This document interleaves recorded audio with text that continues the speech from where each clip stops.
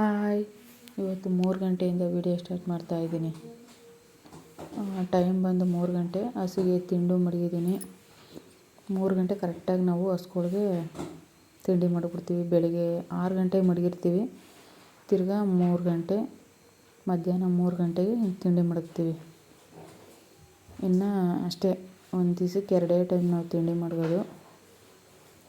ಬೆಳಿಗ್ಗೆ 6 ಗಂಟೆ ಹಾಲು ಕರೆದಾದ್ಮೇಲೆ ಮಡಗ್ತೀವಿ, ಮಧ್ಯಾಹ್ನ 3 ಗಂಟೆಗೆ ಮಡಗ್ತೀವಿ. ಈಗ ಎಲ್ಲವಕ್ಕೂ ತಿಂಡಿ ಮಡಗಿದ್ದೀನಿ.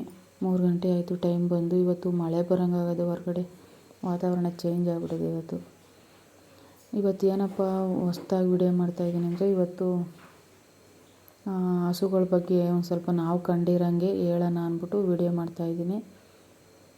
ಏನಪ್ಪ ಅಂತಂದರೆ, ನಾವು ಹಸುಗಳನ್ನು ಯಾವುದರಲ್ಲಿ ಅರ್ಗರವು ತಂದರೆ ಸರಿನಾ, ಇಲ್ಲ ತುಂಬು ಹಸುಗಳು ತಂದರೆ ಸರಿನಾ, ಇಲ್ಲ ಹಾಲು ಕೊಡ್ತಾ ಇರ್ತದೆ ಫ್ರೆಶ್ಶಾಗಿ ಹಾಲು ಕರೆಯೋದು ಹಸುಗಳು ತಂದರೆ ಸರಿನಾ ಅಂತ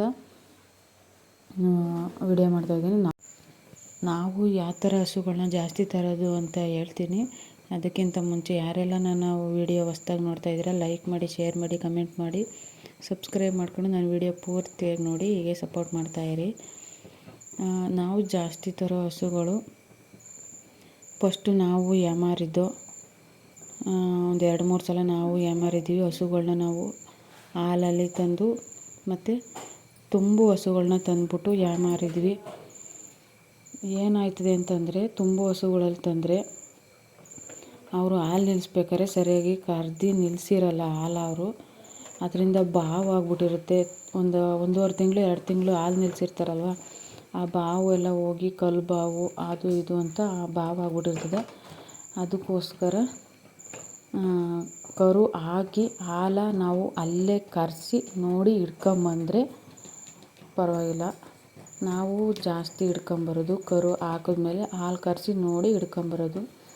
ಅದರೊಳಗೂ ನಾವು ಒಂದು ಹಸುವಿನಲ್ಲಿ, ಇಲ್ಲಿ ಕಟ್ಟಿರೋ ಹಸುಗಳಲ್ಲಿ ಒಂದು ಹಸು ನಾವು ಮೋಸ ಹೋದೋ.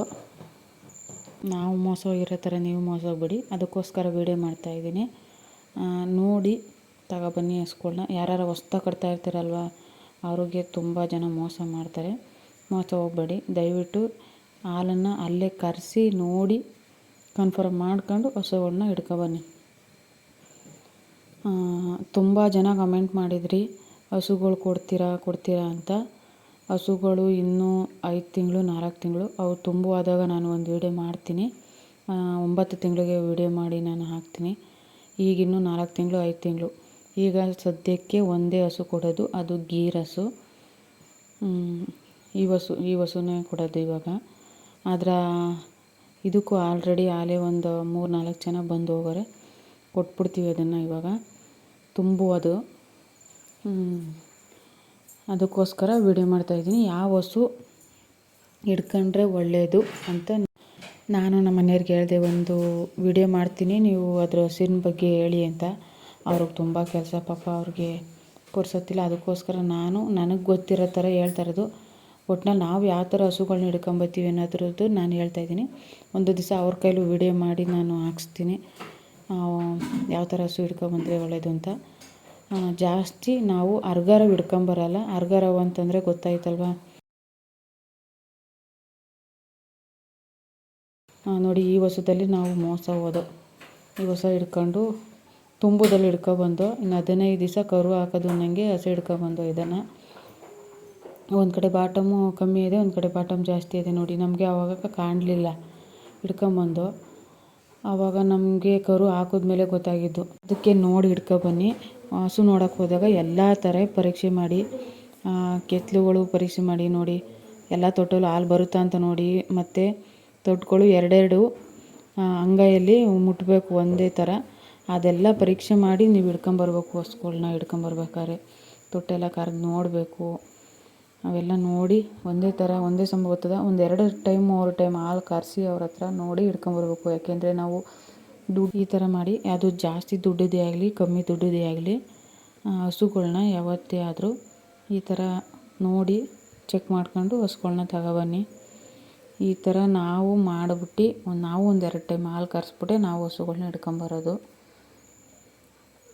ಅದಕ್ಕೋಸ್ಕರ ನಿಮಗೂ ಹೇಳಿದೆ ಇವತ್ತಿನ ವೀಡಿಯೋ ಇಷ್ಟೇ. ನಿಮ್ಗೆ ಇದರಲ್ಲಿ ಒಂದು ಸ್ವಲ್ಪನಾದ್ರು ಇಷ್ಟ ಆಯಿತು ಅಂದರೆ ಒಂದು ಲೈಕ್ ಮಾಡಿ. ಮುಂದಿನ ವೀಡಿಯೋದಲ್ಲಿ ಯಾವ ಥರ ಬೇಕು ಅಂತ ಹೇಳಿ ನಮ್ಮ ಮನೆಯವ್ರ ಕೈಲಿ ನಾನು ನೆಕ್ಸ್ಟು ಹಸುಗಳದ್ದು ಬಗ್ಗೆ ಇನ್ನೊಂದು ವೀಡಿಯೋ ಮಾಡಿ ಹಾಕ್ಸ್ತೀನಿ. ಮುಂದಿನ ವೀಡಿಯೋದಲ್ಲಿ ಸಿಗ್ತೀನಿ. ಬಾಯ್.